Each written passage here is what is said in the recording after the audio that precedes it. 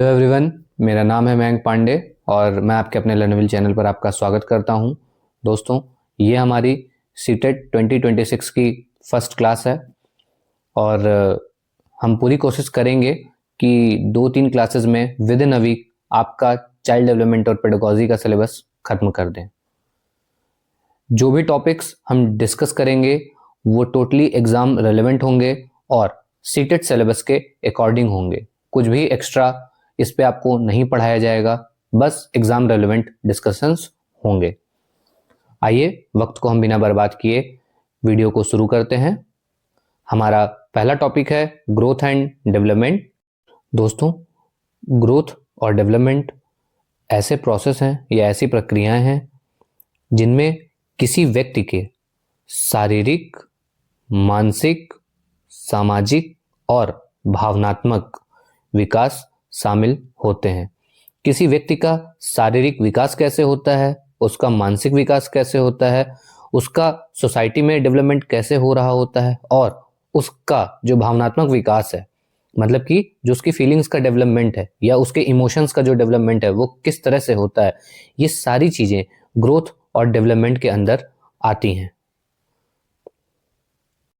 अगर हम बात ग्रोथ का बायोलॉजिकल मीनिंग होता है, बायोलॉजिकल मतलब जैविक मीनिंग होता है शरीर के ऐसे मानक, हमारी बॉडी के ऐसे मानक जिन्हें हम मेजर कर सकते हैं, जैसे आपकी हाइट हो गई, आपका वेट हो गया, आपका साइज हो गया। तो ये ऐसी चीजें हैं, इन्हें हम मेजर कर सकते हैं। तो शरीर के ऐसे मानक जिन्हें हम माप सकते हैं उसे हम ग्रोथ कहते हैं। ठीक है, मैं फिर से अपनी बात रिपीट कर रहा हूं। वृद्धि का जैविक मतलब होता है शरीर के वे मानक जिन्हें हम माप सकते हैं, जैसे आपकी हाइट, वेट और साइज। ठीक है, वहीं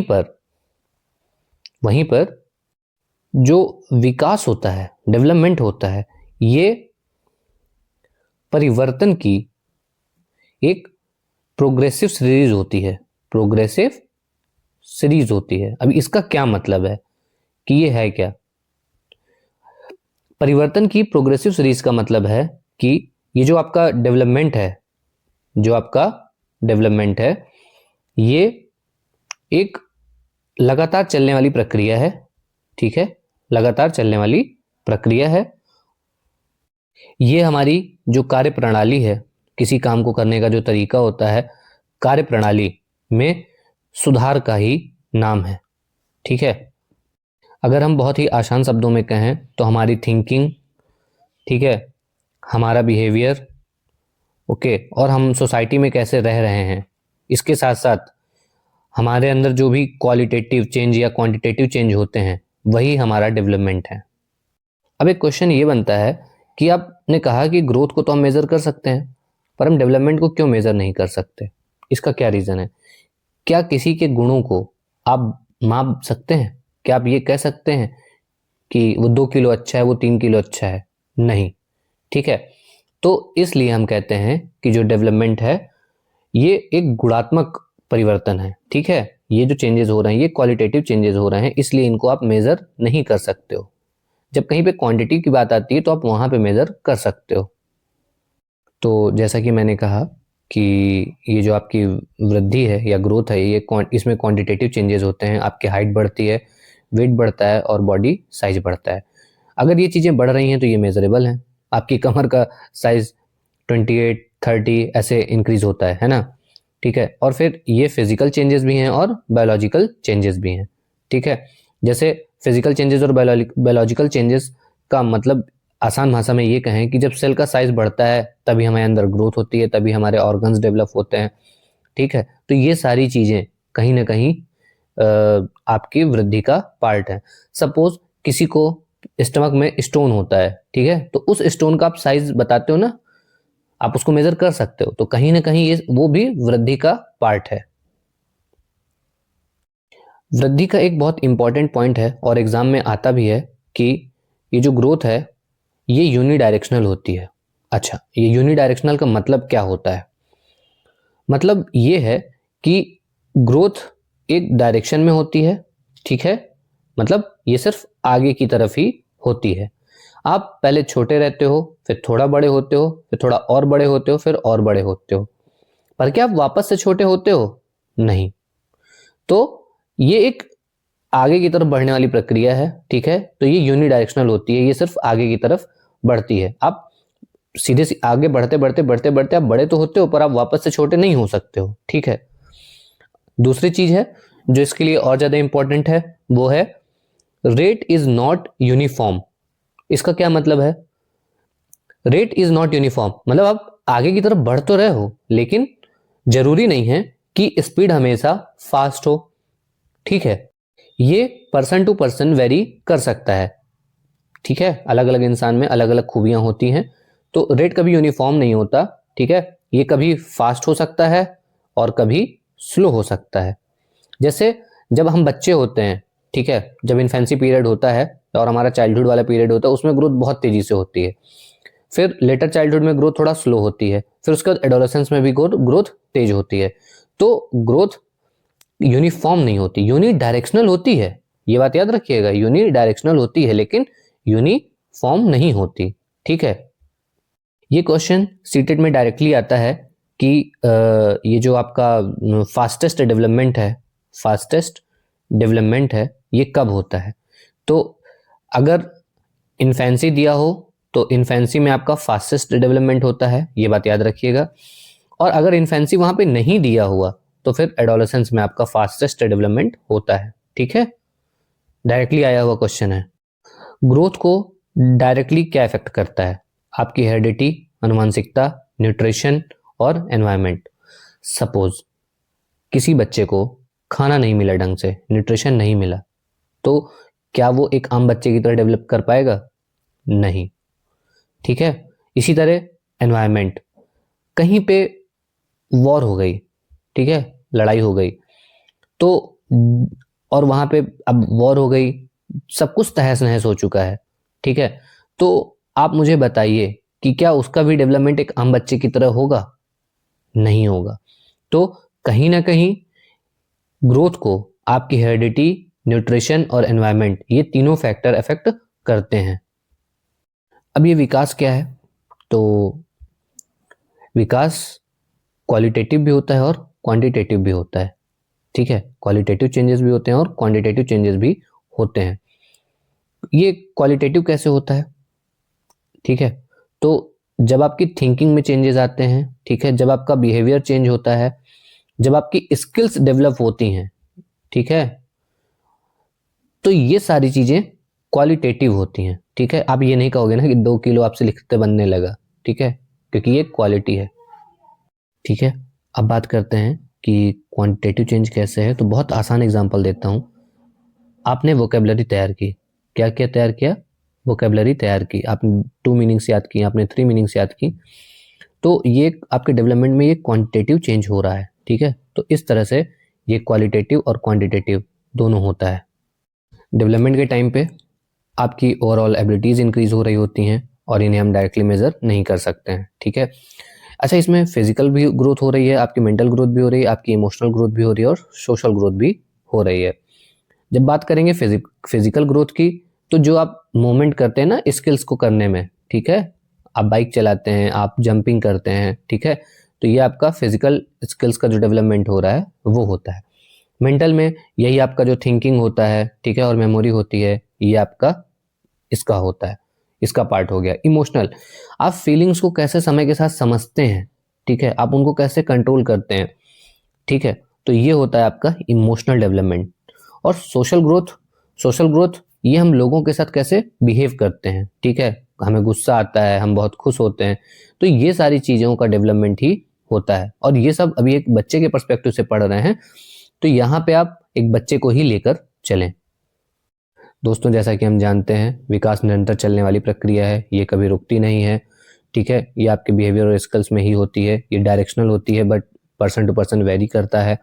और वही आपका एनवायरनमेंट, आपकी लर्निंग इन चीज़ों को इफेक्ट करती है। आपका एनवायरनमेंट, आपका घर, स्कूल और आसपास का माहौल होता है, ठीक है। लर्निंग, जो भी चीज़ें हम सीख रहे होते हैं वो होता है।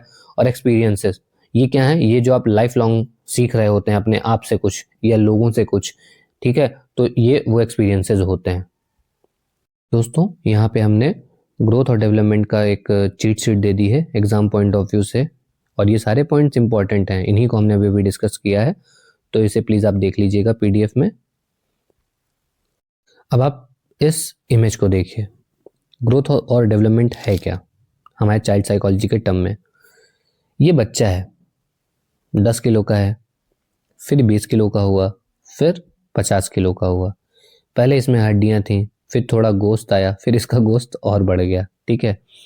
तो ये क्या है, ये क्वांटिटेटिव चेंज है, क्वांटिटी इंक्रीज हो रही है ना, क्वांटिटी में चेंजेस आ रहे हैं, मतलब इंक्रीज ही नहीं, बस वो क्वांटिटी डिक्रीज भी हो सकती है, पर जो क्वांटिटेटिव चेंजेस हैं वही ग्रोथ है। जबकि जो डेवलपमेंट है उसमें आपकी स्किल्स भी आती हैं, आपकी एबिलिटीज भी आती हैं, और आप कितने परिपक्व हो चुके हैं, मैच्योरेशन, वो भी आता है। एक बच्चा है, ठीक है, वो बाबा बाबा बाबा करता है, फिर वो सोसाइटी में रहता है, पढ़ना भी सीखता है, बोलना भी सीखता है, सेंटेंसेस को भी सीख लेता है। फिर जब और बड़ा होता है तो वो बात फ्लुएंसी उसके अंदर आ जाती है, उसकी थिंकिंग बहुत बड़ी होती है ना। तो ग्रो आसान भाषा में कहें तो ग्रोथ का मतलब होता है बड़ा होना, ठीक है, और डेवलपमेंट का मतलब होता है बेहतर होना, ठीक है। ग्रोथ का मतलब हो गया बड़ा होना, और डेवलपमेंट का मतलब हो गया हमारा नेक्स्ट टॉपिक है प्रिंसिपल ऑफ डायरेक्शन। तो प्रिंसिपल ऑफ डायरेक्शन में हमारा पहला प्रिंसिपल है सेफेलोकॉर्डल प्रिंसिपल। सेफेलोकॉर्डल को हिंदी में शीर्षगामी या फिर कपालपाद, ठीक है, शीर्षगामी या कपालपाद सिद्धांत भी कहते हैं। तो ये सेफेलोकॉर्डल का मतलब क्या होता है? एक्चुअली में ये जो सेफेलोकॉर्डल आप वर्ड देख रहे हैं ये ग्रीक वर्ड है, ठीक है। ये जो सेफल वाला है, ठीक है, सेफालो, और दूसरा वर्ड है कॉर्डल। दोस्तों सेफेलो का मतलब होता है हेड, ठीक है, और कॉर्डल का मतलब होता है टेल। तो बच्चे के संदर्भ में हम यहाँ पे टेल को लेग्स से समझेंगे, ठीक है। तो ये हो कॉर्डल का मतलब हो गया आपका टेल, और सेफेलो का मतलब हो गया सर। तो आइए अब इसको समझते हैं। ये सिद्धांत ये कहता है कि जो बच्चे का विकास होगा वो टॉप टू बॉटम होगा, ठीक है, टॉप टू बॉटम होगा, सीधी सी बात, कोई कंफ्यूजन नहीं। सेफेलो सर, बॉटम पैर, टॉप टू बॉटम होगा, या हेड टू टो, ठीक है, हेड टू टो कहेंगे या टॉप टू बॉटम कहेंगे, ठीक है। अच्छा, अब होता क्या है कि जब बच्चा प्रेगनेंसी पीरियड में माँ के पेट में होता है तो उसकी संरचना कैसे हो रही होती है, ठीक है। तो पहले उसके सर का एरिया डेवलप होता है, ठीक है, पहले उसका सर का एरिया डेवलप होगा, उसका हेड डेवलप होगा, फिर उसका जो धड़ वाला हिस्सा है, ठीक है, ये नीचे वाले पार्ट्स डेवलप होंगे, ठीक है, और फिर उसके पैर डेवलप होना शुरू होते हैं। ऐसा नहीं होता कि टेढ़ा मेढ़ा कुछ डेवलपमेंट होता हो, नहीं। सेफेलोकॉर्डल प्रिंसिपल का मतलब ही यही है कि पहले उसके हेड वाले पार्ट्स डेवलप होंगे, उसके बाद उसका धड़ वाला पार्ट डेवलप होगा, और फिर लेग्स वाला पार्ट डेवलप होगा, ठीक है। Development from head to tail, इस बात को याद रखिएगा। अगर हम दूसरा एग्जाम्पल लें, ठीक है, अगर हम दूसरा एग्जाम्पल लें तो आफ्टर प्रेगनेंसी क्या होता है या इन्फेंसी पीरियड में क्या होता है। आपने देखा होगा छोटे बच्चों को कि वो अपना सर जो है वो हिलाने में सक्षम होते हैं जब छोटे होते हैं, ठीक है, तो अपने हेड का मूवमेंट वो करते हैं, फिर वो धीरे धीरे कंट्रोल लाते हैं अपने नीचे के हिस्सों को हिलाने डुलाने में, ठीक है। ऐसा नहीं होता कि उनके वो पूरी बॉडी मूव करने लगते हैं, नहीं, पहले वो अपने सर को ही हिलाने में सक्षम होते हैं, फिर धीरे धीरे नीचे के पार्ट्स को हिलाना सीखते हैं, ठीक है। फिर से मैं रिपीट कर रहा हूं, पहले बच्चा अपने सर पे कंट्रोल करता है, सर को हिलाता है, फिर मिडिल पार्ट को हिलाना सीखता है, और फिर लोअर पार्ट्स में आता है, ठीक है। मतलब ये कंट्रोलिंग होती है एक तरह से उसकी, ठीक है। तो टॉप टू बॉटम इसका डेवलपमेंट हो रहा होता है। अगर हम इसका एक और एग्जांपल लें तो बच्चा पहले आर्म्स को मूवमेंट करता है, ठीक है, उसके बाद वो लेग्स को मूवमेंट करता है, ठीक है। तो अगर बच्चा आर्म्स का मूवमेंट पहला कर रहा है तो वो हाथों को पहले हिलाता है, ठीक है, और बाद में ही वो चलना सीखता है। मैं फिर से अपनी इस बात को रिपीट कर रहा हूं कि आर्म्स पे वो मूवमेंट पहले लाता है और उसके बाद वो अपने लेग्स को मूव करना शुरू करता है। ठीक है, अब हाथों को पहले हिला रहा है तो हाथों के काम वो पहले सीखेगा। ठीक है, फिर वो बाद में उसके बाद चलना सीखेगा। तो ये भी एग्जाम्पल आप याद रखिएगा। अब बात करते हैं प्रॉक्सिमो डिस्टल प्रिंसिपल की। अब ये प्रॉक्सिमो डिस्टल प्रिंसिपल को हिंदी में कहते हैं निकट दूर सिद्धांत। अभी निकट दूर सिद्धांत क्या है? प्रॉक्सिमो डिस्टल, एक्चुअली में ये जो आप प्रॉक्सिमो वर्ड देख रहे हैं, प्रॉक्सिमो, इसका मतलब होता है क्लोज। ठीक है, प्रॉक्सिमो का मतलब होता है क्लोज और डिस्टल का मतलब होता है अवे फ्रॉम, अवे फ्रॉम। ठीक है, तो अब इसको समझने की कोशिश करते हैं कि ये है क्या। कोई भी बच्चा है, ठीक है, कोई भी बच्चा है तो उसकी बॉडी में जो सेंटर के पास वाली चीजें हैं, ठीक है, बच्चे का जो सेंटर है उसके जो पास वाली चीजें हैं वो पहले डेवलप होंगी और उसके बाद सेंटर से दूर वाली चीजें डेवलप होना शुरू होंगी। ठीक है, सेंटर के पास की चीजें पहले डेवलप होंगी और सेंटर से दूर वाली बाद में डेवलप होंगी। ठीक है, मतलब डेवलपमेंट इसमें सेंटर टू आउटवर्ड होता है, बाहर की तरफ होता है, सेंटर से बाहर की तरफ हो रहा होता है। यही चीज बच्चे की फंक्शनिंग में भी होती है। ठीक है, बच्चे की जो फंक्शनिंग होती है उसमें भी यही चीज होती है। जब बच्चा पैदा होता है, ठीक है, तो उसके सारे इंटरनल ऑर्गन्स क्या करते हैं? काम कर रहे होते हैं, अच्छे से काम कर रहे होते हैं। क्यों काम कर रहे होते हैं? क्योंकि वो सेंटर के पास हैं। इस बात को याद रखिएगा, बच्चा जब पैदा होता है या छोटा होता है उसके जो इंटरनल ऑर्गन्स हैं वो अच्छे से डेवलप होते हैं। क्यों? क्योंकि ये पार्ट्स सेंटर के पास हैं और बच्चा धीरे धीरे अपनी आर्म्स पे, अपनी फिंगर्स पे मूव करना सीखता है, कंट्रोल करना सीखता है। क्यों? क्योंकि ये चीजें सेंटर से दूर हैं। अंदर की चीजें पहले डेवलप होती हैं और बाहर वाली चीजें बाद में डेवलप होती हैं। ये जो यहाँ पे लाइन लिखी हुई है सेंटर टू एक्सट्रीमिटीज, इसका मतलब है सेंटर टू आउटवर्ड। ठीक है, इस बात को आप याद रखिएगा, सेंटर टू आउटवर्ड्स। दोस्तों अब ये जानते हैं कि ग्रॉस मोटर स्किल और फाइन मोटर स्किल क्या होती हैं। ठीक है, ग्रॉस मोटर स्किल जो हमारी बॉडी होती है या किसी बच्चे की बॉडी होती है तो उसमें जब लार्ज मसल्स डेवलप होती हैं, ठीक है, लार्ज मसल्स के डेवलपमेंट से हमारी ग्रॉस स्किल्स डेवलप होती हैं और फाइन मसल्स के, स्मॉल मसल्स के डेवलपमेंट से, ठीक है, स्मॉल मसल्स के डेवलपमेंट से हमारी फाइन मोटर स्किल्स डेवलप होती हैं।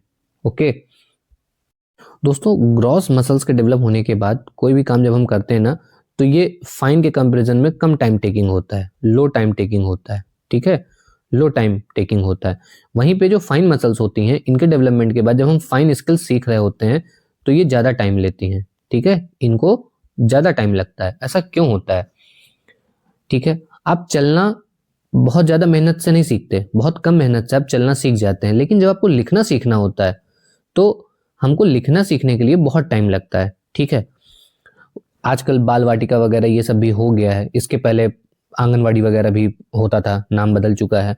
और उसके पहले बच्चे को स्लेट दे दी जाती थी और उसको स्क्रिबलिंग कराई जाती थी, पेन पेंसिल कुछ भी पकड़ा के उसको कहा जाता था खुरचो तुम, बस तुम पेपर को लेके या स्लेट को लेके बस खिंचाते रहो उस पर। ठीक है, इसको खिंचाना ही बोलेंगे स्क्रिबलिंग को अपनी लोकल लैंग्वेज में। तो ये फाइन मोटर स्किल का एग्जाम्पल है। ठीक है, वहीं पे ग्रॉस मोटर स्किल आपका चलना, ठीक है, आपका कूदना, आपका गाड़ी को चलाना, ये सारी चीजें ग्रॉस मोटर स्किल का पार्ट हैं। ये जो आप इमेज देख रहे हैं मोटर स्किल्स के लिए, ये बहुत अच्छे से एक्सप्लेन कर पा रही है। मैंने जैसा कहा कि लार्ज मसल्स में आपके होल बॉडी मूवमेंट आ रहे हैं, आपका बैलेंस करना आ रहा है, आपकी होल बॉडी का कोऑर्डिनेशन आ रहा है। ये देखिए बच्चा जंपिंग कर रहा है, इस पे झूला झूलने जा रहा है, बॉल से खेल रहा है और वॉकिंग कर रहा है, रनिंग कर रहा है, वॉटएवर। तो उसकी ओवरऑल पूरी बॉडी की मसल्स इंगेज हो रही हैं। वहीं पे जब आप फाइन मोटर स्किल्स की तरफ जाते हैं तो बच्चे को स्क्रिबलिंग करते हुए देखेंगे, फिर स्क्रिबलिंग के बाद वो बैलेंसिंग सीखता है, कोऑर्डिनेशन उसके फिंगर्स का बनता है आर्म्स के साथ, तो ये सारे काम सीखता है। ठीक है, तो और ये उसकी एक्टिविटीज भी आप देख रहे हैं। तो ये जो अपने हाथों से या पैरों से वो जो छोटे छोटे काम कर रहा होता है उंगलियों से, ये फाइन मोटर स्किल्स का एग्जाम्पल है। तो डेवलपमेंट जो आपका होता है वो क्या होता है, लार्ज से फाइन की तरफ जाता है, ठीक है। ग्रॉस मोटर स्किल्स से फाइन मोटर स्किल्स आती हैं, ठीक है। आप पहले इस स्टेज पे नहीं आते, पहले आप ये सब सीखते हो, उसके बाद आप फाइन की तरफ जाते हो। दोस्तों अब हम बात करेंगे स्टेजेस ऑफ चाइल्ड डेवलपमेंट के बारे में। तो I am sorry for that, please ये टॉपिक बहुत बड़ा है और इसको बहुत अच्छे से समझने के लिए आप मेरी पहली वीडियो जरूर देखिए, चाइल्ड डेवलपमेंट एंड पेडागोजी की। मैं आपसे सच बोल रहा हूँ, आपको इस वीडियो को देखने के बाद कहीं भी कंफ्यूजन नहीं होगा, ये मेरा आपसे वादा है, ठीक है। आपको वहां पे पूरा एक्सप्लेनेशन मिलेगा, कोई डाउट्स नहीं होंगे। प्लीज उसे देखिएगा, क्योंकि वो सिर्फ सीटेट और केवीएस जैसे एग्जाम्स के लिए नहीं है, इवन वो DSSB और स्टेट टेट के एग्जाम्स के लिए भी बहुत ज़्यादा हेल्पफुल है। सो प्लीज़, मैं बहुत ज़्यादा जोर दे रहा हूँ, मैंने वहाँ पे सारे डाउट्स क्लियर किए हैं, आप इस वीडियो को जरूर देखिएगा। फिर भी मैं यहाँ पे आपको ओवरव्यू दिए दे रहा हूँ स्टेजेस ऑफ डेवलपमेंट की, ठीक है। दोस्तों आपकी पहली स्टेज है प्री नटल स्टेज, ठीक है, प्री नटल स्टेज। अभी प्री नेटल स्टेज क्या है, ये जो 0 to 9 मंथ का पीरियड होता है बच्चे का, ठीक है, 0 to 9 मंथ का पीरियड होता है माँ के पेट पे, गर्भावस्था जो होती है उसको हम बोलते हैं प्री नेटल स्टेज। इस टाइम पे कोई भी ऐसा टेक्नोलॉजिकल टूल नहीं है, कोई भी ऐसा टेक्नोलॉजिकल टूल नहीं है जो उसके किसी भी डेवलपमेंट को अच्छे से मेजर कर पाए, खासकर उसके सोशल डेवलपमेंट को तो बिल्कुल नहीं। इसलिए इसमें बहुत ज़्यादा इवैल्यूएशन पॉसिबल नहीं है, इसमें आप बस फिजिकल ग्रोथ को ही देख सकते हैं, ऑब्जर्व कर सकते हैं या उसके बारे में जान सकते हैं। दोस्तों दूसरी स्टेज है इन्फेंसी, ये 0 to 2 ईयर्स होती है। इसमें बच्चा रेयरली बाहर की तरफ जाता है, रेयरली गो आउटसाइड, ठीक है। तो इसका जो प्राइमरी सोशलाइजेशन होता है वो उसकी फैमिली में ही होता है। अगर आपसे कोई पूछे बच्चे का प्राइमरी सोशलाइजेशन कब होता है, तो वो इन्फेंसी पीरियड में शुरू हो जाता है, ठीक है। दोस्तों नेक्स्ट स्टेज है अर्ली चाइल्डहुड, ये 2 to 6 ईयर्स होती है, ठीक है। इसके बारे में स्पेसिफिक पॉइंट मैं आपको बताता हूं कि यहाँ पे सबसे ज्यादा, क्योंकि बच्चा भी स्कूल जाने लगा है, ठीक है, बच्चा जो है वो स्कूल जाने लगा है, ठीक है।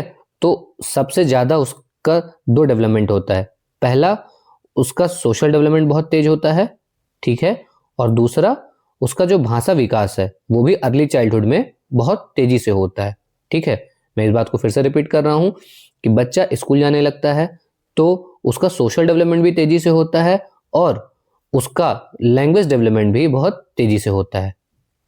दोस्तों ये है मिडिल चाइल्डहुड। मिडिल चाइल्डहुड में 6 to 11 ईयर्स एज ग्रुप होता है और इसमें टीचर्स का इफेक्ट बहुत कम होने लगता है, फैमिली का तो और भी कम होने लगता है, ठीक है। दोस्तों का इफेक्ट बढ़ने लगता है, ठीक है। और ये एज जेंडर बेस्ड होती है, लड़के लड़कों का ग्रुप होता है, लड़की लड़कियों का ग्रुप होता है, ये आपने देखा ही होगा। दोस्तों नेक्स्ट एज ग्रुप है हमारा एडोलेसेंस का, 11 से 18 साल, इसे हम किशोरावस्था भी बोलते हैं। इसमें जो हमारी फैमिली होती है और हमारे जो टीचर्स होते हैं उनको टोटली बच्चे इग्नोर करते हैं। मोस्ट ऑफ, कुछ रेयर केसेस की बात नहीं करें, पर मोस्ट ऑफ केसेस में फैमिली और टीचर्स को बच्चे इग्नोर करते हैं। उसमें पीयर्स का इफेक्ट ज़्यादा होता है, बहुत ज़्यादा होता है, ठीक है। और इनके साथ सोशल बिहेवियर का एक प्रेशर होता है, ठीक है। इसीलिए बच्चे कई बार भटक भी जाते हैं, मेरा दोस्त है तो मुझे उसकी मदद करनी है, ठीक है। इस एज ग्रुप में मास मीडिया का प्रेशर या इफेक्ट बहुत ज़्यादा होता है, mass media, television etcetera, mobile phones, इन सब चीज़ों का इस पर बहुत ज़्यादा इफेक्ट आता है, ठीक है। दोस्तों ये सोशलाइजेशन क्या है, तो इसके बारे में आइए हम जानते हैं। समाज के जो भी मूल्य हैं, ठीक है, ये समाज के प्रति जो भी हमारा अनुकूलन है उनको अर्जित करके उसके मूल्यों को, उसके कस्टम्स को, ठीक है, उसके मूल्यों को, उसके कस्टम्स को, उसके कल्चर को सीखना ही सामाजिकरण है या सोशलाइजेशन है। ये सोशलाइजेशन कुछ और नहीं, हमारे प्रतिदिन के अनुभव हैं, ठीक है। ये आसान शब्दों में कहें तो समाज में रहने का ये हुनर है, ठीक है, समाज में रहने का ये हुनर है, ठीक है। हम लोगों से कैसे अपने रिश्ते रखते हैं, हम उनसे क्या सीखते हैं या वो हमसे क्या सीखते हैं, हम किन किन लोगों से मिल रहे होते हैं, ये सारी चीज़ें समाज का हिस्सा हैं और यही सामाजिकरण कहलाती हैं। दोस्तों सोशलाइजेशन एक्चुअली में इसकी हमें ज़रूरत इसलिए पड़ती है क्योंकि अगर हम किसी सोसाइटी में रहते हैं, मैं फिर से बोलता हूँ, अगर हम किसी सोसाइटी में रहते हैं तो वहाँ ये सोसाइटी जो होती है ना, ये हमारी भूमिकाएं बताती है। क्या बताती है? भूमिकाएं बताती है, और वही हमको डिसिप्लिन भी देती हैं। जैसे as a teacher, as a student, as a brother, as a sister, as a father, हमारी क्या रिस्पॉन्सिबिलिटीज़ हैं, ये कहीं ना कहीं सामाजिक चीज़ों से ही हमारे अंदर आती हैं। ठीक है। और हमारे इससे हमारे व्यक्तित्व का विकास होता है। ठीक है, हम अनुशासित रहते हैं। ठीक है, ये सारी चीज़ें हमें भावनात्मक रूप से जोड़ती हैं। ठीक है, हम निर्मोही नहीं होते हैं। हम अपनी फैमिली, अपने लोगों और अपने आसपास के लोगों के लिए उत्तरदायी होते हैं, हमें उनकी फिक्र होती है। इससे निगेटिविटी कम होती है, हमें अकेलापन नहीं होता है। तो ऐसे बहुत सारे फैक्टर हैं जहाँ पे हमें समाज की ज़रूरत है, और ये सारी चीज़ें सोशलाइजेशन से ही होती हैं। ठीक, वैसे तो सोशलाइजेशन कहीं भी किसी भी जगह होता ही होता है, ये बात याद रखिएगा। सोशलाइजेशन आपका हर जगह हो रहा होता है, लेकिन सोशलाइजेशन की जो प्राइमरी एजेंसी है वो हमारा होम है। ठीक है, हमारी फैमिली है। ये दोनों ही चीज़ें प्राइमरी एजेंसी हैं। ठीक है, ये बात याद रखिएगा। और हमारा first source of social learning भी हमारी होम और फैमिली है। दोनों बातें याद रखिएगा। ठीक है, प्राइमरी एजेंसी भी आपकी होम और फैमिली है, और फर्स्ट सोर्स भी आपका सोशल लर्निंग का आपकी होम। दोस्तों, ये सेकेंडरी एजेंसी क्या होती है? तो जो हमारा स्कूल होता है और हमारा जो नेबरहुड वाला पार्ट होता है, ये हमारी सेकेंडरी एजेंसी होती है। ये चीज़ें एज इट इज सीटेट में आती हैं। ठीक है, ये ऐसे ही नहीं लिखा गया। तो ये स्कूल जो होता है, यहाँ हमें टीचर्स मिलते हैं और हमारे क्लासमेट्स मिलते हैं। ठीक है, टीचर्स और क्लासमेट मिलते हैं, तो ये हमारी सेकेंडरी एजेंसीज हैं। ठीक है, इनसे हम कुछ ना कुछ सीख रहे होते हैं। ठीक है, पर पहले हम घर में सीखते हैं, तो जहाँ पहले सीख रहे हैं वो प्राइमरी, जहाँ हम बाद में जाके सीख रहे हैं वो सेकेंडरी। इसी तरह हमारा नेबरहुड, ये भी सेकेंडरी है। ठीक है, यहाँ पे हमारे फ्रेंड्स होते हैं, हमारे पेरेंट्स के फ्रेंड्स होते हैं। ठीक है, अंकल आंटी, चाचा चाची, मतलब बाहर वाले जो अंकल आंटी होते हैं उनकी बात कर रहा हूँ। तो ये सब उसका पार्ट है। तो जो हम इनका जो हमारा सोशल डेवलपमेंट हो रहा होता है, उसमें इन सब का सेकेंडरी एजेंसी का बहुत ज़्यादा, मतलब मोर इन्फ्लुएंस होता है। क्योंकि ज़्यादातर टाइम आप बाहर ही बिताने वाले हो ना। आप स्कूल जा रहे हो, उसके बाद आप कॉलेज जा रहे हो। ठीक है, तो आपके ऊपर किन चीज़ों का ज़्यादा असर हो रहा है? आप घर से दूर होके जा रहे हो ना, तो सोशल डेवलपमेंट में इन चीज़ों का, सेकेंडरी एजेंसी का बहुत ज़्यादा इन्फ्लुएंस आता है। आपकी जो प्राइमरी एजेंसी होती है, उसका लेस इम्पैक्ट होता है। ठीक है, ये बात याद रखिएगा। अगर एग्जाम में आता है कि लेस इम्पैक्ट किसका होता है, तो वो प्राइमरी का होता है, सेकेंडरी का मोर इन्फ्लुएंस होता है। ठीक, अब ये जो मास मीडिया होता है, ठीक है, आपका मास मीडिया होता है, आपका रिलीजन होता है। ठीक है, आपकी लाइब्रेरी होती है, और एग्जांपल क्या डिस्कस कर सकते हैं, जो हमारा कल्चर होता है। ठीक है, और आपका जो वर्क प्लेस है या किसी हमारे पेरेंट्स का वर्क प्लेस है, ये सारी चीज़ें सोशलाइजेशन का पार्ट होती हैं। ठीक है, हर तरफ से, कहीं से डायरेक्टली, कहीं से इनडायरेक्टली, कहीं से एक्टिवली, कहीं से पैसिवली आपका जो डेवलपमेंट है वो हो रहा होता है, वो सोशलाइजेशन आपका हो रहा होता है। इस इमेज को ध्यान से देखिए। प्राइमरी एजेंसी, ये देखिए डेवलपमेंट हो रहा है ना, सोशलाइजेशन आपका हो रहा है प्राइमरी से भी, सेकेंडरी एजेंसी से भी आपका सोशलाइजेशन हो रहा है। इसके अलावा जो आपकी अदर एजेंसीज हैं, मीडिया है, रिलीजन है, कल्चरल बुक्स हैं, शॉप्स हैं, वर्क प्लेस है, ठीक है, इन सब से भी आपका सोशलाइजेशन हो रहा है। जहां पे आपका डायरेक्ट इंटरेक्शन हो रहा होता है वो एक्टिव एजेंसीज होती हैं, जहां पे आपका इंटरेक्शन कम हो रहा होता है वो आपकी पैसिव एजेंसीज होती हैं। ठीक है दोस्तों, अब हम बात करते हैं जेंडर की। तो ये जेंडर क्या होता है? जेंडर को आप सेक्स से कंफ्यूज मत करिएगा, इसके बारे में अभी हम डिस्कस करेंगे।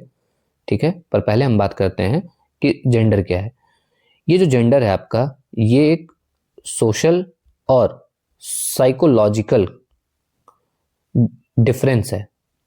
ठीक है, किसके बीच का है? ये एक सोशल और साइकोलॉजिकल डिफरेंस है बॉय और गर्ल के बीच का।